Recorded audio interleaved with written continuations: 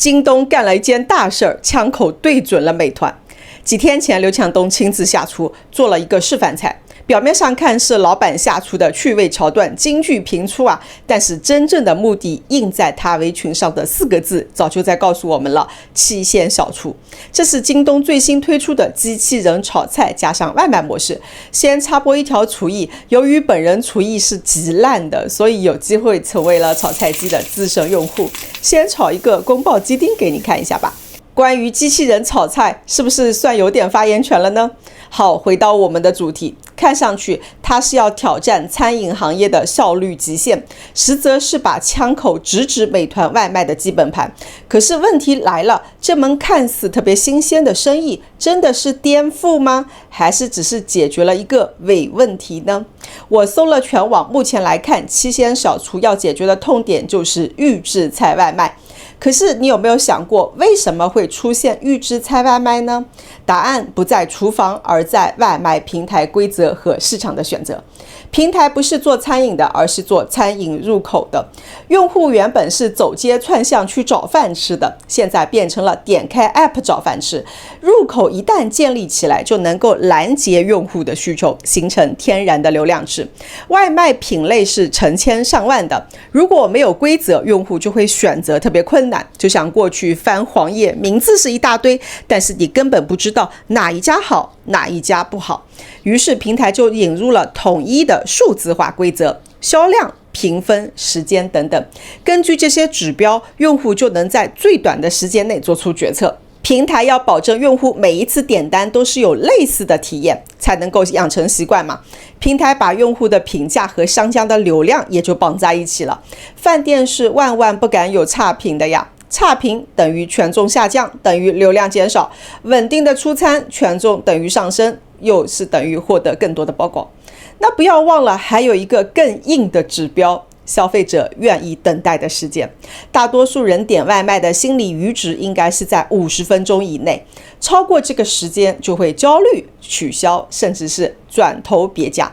你们评论区里告诉我，最长愿意等待的时间是多少？商家因此要被迫追求标准化和一致性了，以迎合算法的逻辑。换句话来说，这更像是一场平台式的军事化训练。所有的餐厅必须是整齐划一的，步伐一致的，才能够活下去。为了达到这个目的，有些餐厅就开始用预制菜了，甚至是成立了专门的预制菜外卖餐厅，门面极小，躲在地下停车场。然而问题在于，中餐是艺术，天生就是不适合被标准化的。这就是为什么消费者极其抗拒预制菜的原因。而西餐更像是工业品，德国人做菜好像是在做实验呢。一份牛排的生熟度，一个沙拉的配料比例，都可以严格的去定义。标准一旦确立了，就能够大规模的复制嘛。而中餐每一勺油，每一次翻锅，都是当下的灵感。哪怕是同一道菜，在不同的师傅手里也能生出不同的风味。这种灵动正是中餐的魅力所在。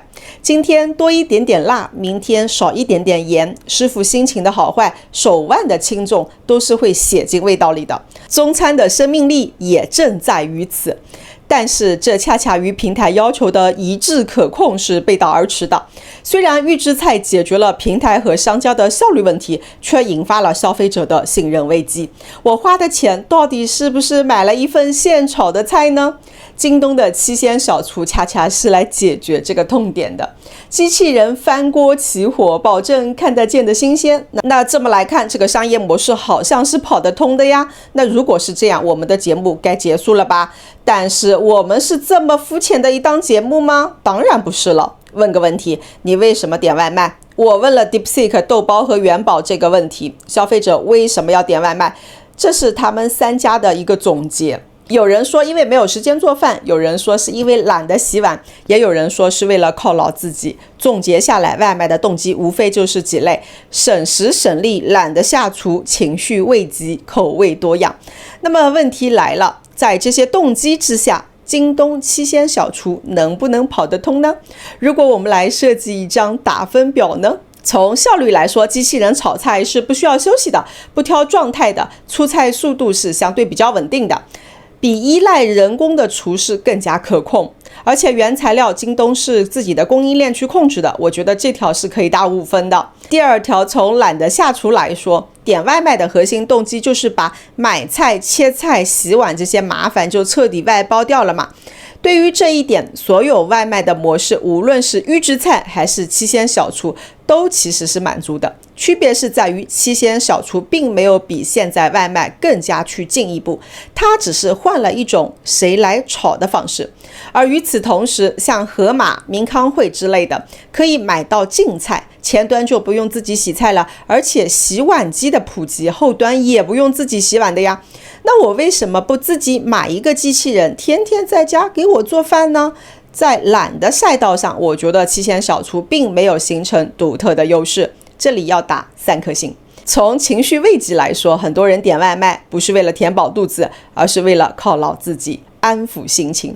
点一份火锅外卖可能就是工作完之后给自己的奖赏，点一份奶茶和炸鸡可能就是心情不佳时候的小确幸。外卖在这里所承载的是一种情绪价值。由于杭州我点不到七鲜小厨，所以也不知道它的菜单是如何的，但是从公开媒体的信息来看，它好像只是炒菜，而提供情绪价值的烧烤、小龙虾、火锅是没有的。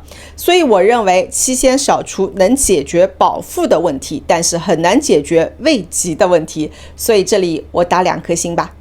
至于口味这个，我真的是不好说，因为没有品尝过京东的菜，但是在我家这台炒菜机的经验就是味道还可以，比我炒的好吃嘛，尤其是爆炒类的。不过因为我的厨艺实在是太烂了，我们家的小朋友总结就是黑暗料理妈妈，所以这就是最后一条，我就先不打分了，因为口感我不知道。好了，做一个总结，七鲜小厨解决了效率和信任的问题，但是并没有解决懒、情绪、口味这些更加深层的动机。它不是纯粹的噱头，但是也远远没有达到颠覆行业的程度，更像是京东在外卖战场上的一次模式试探，试探消费者是否愿意为机器人现炒而买单。从商业逻辑来看，七鲜小厨和萝卜快跑是一样的，本质上都是用机器替代人工。问题是中国的语境和欧美是完全不同的呀。在欧美，人工昂贵，企业用人往往是越少越好。在这样的环境下，机器人一旦跑通，就会立刻代替大批的岗位，形成强烈的经济激励。对他们而言，省人工就是等于省一大笔钱。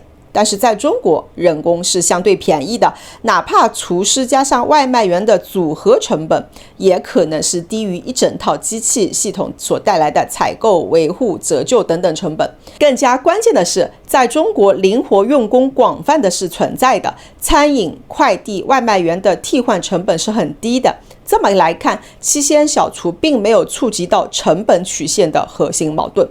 不过我并不是特别清楚京东机器的美善是卖是什么价格的，网上找不到嘛。但是我从1688网站就找到了商用炒菜机的价格，从几千到几万不等。不过从图片上来看，没有京东那么智能罢了。不过我更好奇的是，美团看了有什么反应呢？毕竟七鲜小厨主打非预制菜外卖，一旦消费者形成机器现炒更干净更稳定的心智，那就要颠覆美团外卖的逻辑了。美团是否要被迫跟进呢？所以七鲜小厨到底是颠覆还是噱头呢？也许并不取决于京东做了什么，而是要看美团紧不紧张，阿里抄不抄作业。顶级的商战总是这么的刺激和浮夸。好了，我说完了，再见。